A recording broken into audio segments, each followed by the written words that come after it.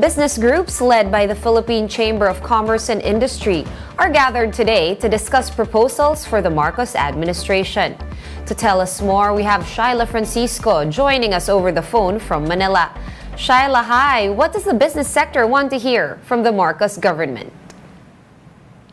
During the inaugural speech of President Marcos, he mentioned key priority sectors including agriculture, education, health, infrastructure, climate change, and energy.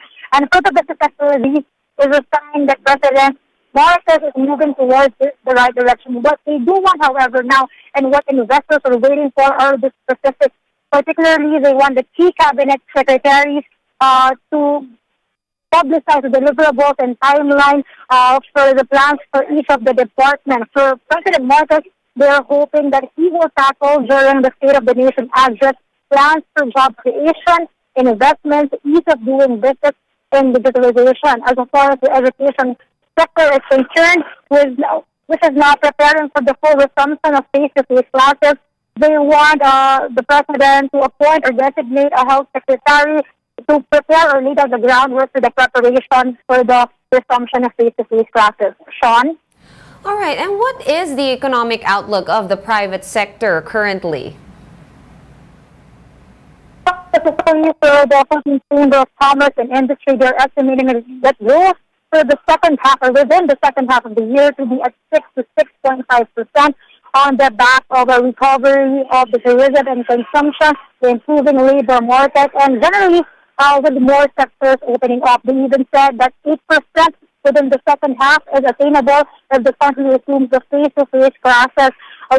Although they warned of several risks, which include peso depreciation, higher fuel surcharge, inflation, and the power supply, but they are optimistic and they're confident that the economic team will lay down the specific policies to help address these concerns. Sean? Right, and what are the business sector's thoughts about the current peso to dollar exchange rate?